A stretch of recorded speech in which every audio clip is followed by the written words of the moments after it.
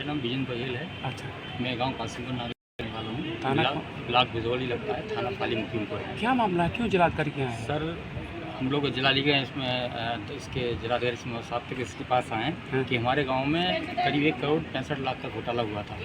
उसमें अंतिम जांच भी हुई है, तो उसमें 5 लाख का घोटाला सामने आया है। अच्छा, उसमें हम बार बार जिलाधिकारी महोदय के पास हमने काफ़ी लिखित में दिया है, लेकिन आज तक उसमें कोई भी कानून मतलब कार्रवाई नहीं हुई है, न ही प्रधान को बर्खास्त किया गया है।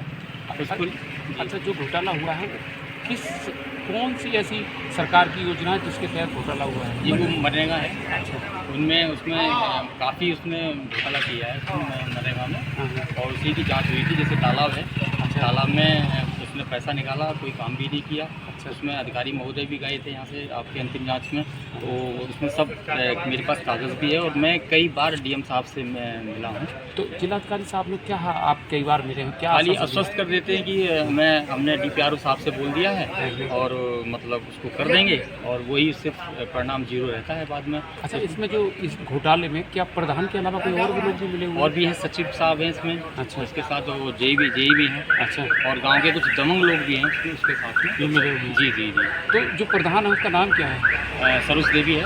अच्छा, गाँव कासिमपुर नागरिक प्रधान। तो अब तक कितने घोटाले हो चुके हैं? 1,65,00,000 का करीब घोटाला। किस किस में घोटाला किया? सड़क निर्माण में, जी जी, मनरेगा में? जी जी, और किस किस में? मनरेगा में सबसे ज़्यादा हुआ है, और तालाब में, और तुम्हारे पक्की सड़क में, नाली में, खरंजा में, सब में A to Z हुआ है।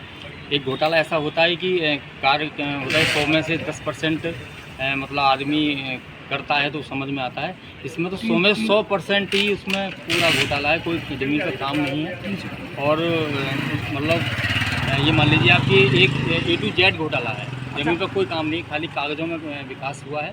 मौके पर अधिकारी गए थे, उसमें कोई भी विकास नहीं। क्या मनरेगा में मजदूरों की संख्या कम दिखाई है या कम दिखाकर ज़्यादा लोगों का पैसा निकाल लिया?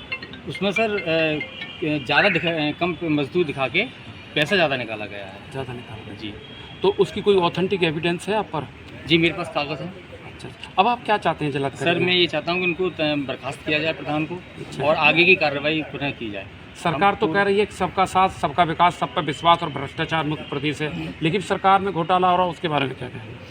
सर, अब ये तो सरकार खुद समझदार है कि इसमें जो ज़मीन पर प्रधान कार्य करते हैं, वो ज़मीन पर बिल्कुल नहीं है। किसानों के और गरीबों के प्रति कोई भी ऐसा मतलब नहीं पहुंच रहा है जिससे कि हम लोग संतुष्ट हों, हमारी जनता संतुष्ट हो, या गरीब लोग, समाज लोग के संतुष्ट हों। ये तो खाली सिर्फ कागज़ में फॉर्मेलिटी पूरी हो रही है, और सरकार को तो मुझे लग रहा है कि गुमराह किया जा रहा है इस विषय में। जो आदमी ऊपर के आंकड़े दे दिए जाते हैं, ज़मीन स्तर के आंकड़े कोई भी नहीं है। मनरेगा में प्रधान ने जो पैसा निकाला है, जिन लोगों की सूची जारी की है, जिन लोगों के माध्यम से पैसा निकला है, जो उसमें मजदूर घोषित किए गए, उनसे बात नहीं हुई आपकी? नहीं सर, वो है ही नहीं उसमें। 1-2 बार से मेरी बात हुई, और उसमें 1-2 आदमी हैं, और जिसमें बाकी तो मतलब एक फर्जीवाड़ा चला है इसमें पूरी तरीके से। डीपीआरओ से मिले? जी, कई बार मिले। उन्होंने क्या आश्वासन दिया? आश्वासन सर ये कह रहे थे कि डीपीआर साहब को डीएम साहब को मैंने फाइल दे दी है, और मैं उसमें डीएम साहब से बात करके उसमें करना चाहता हूँ। ठीक। क्या नाम है आपका? विजेंद्र बघेल नाम है। अभी क्या आश्वासन मिला है आपको डीएम साहब से? सर, डीएम साहब ने ये आश्वासन दिया है कि मैं डीपीआर साहब से बात कर रहा हूँ और उनको बुला रहा हूँ। उसके बाद मैं अभी जो भी कार्रवाई होगी मैं। डीएम साहब से इसके रिगार्डिंग पहले भी आप मिले?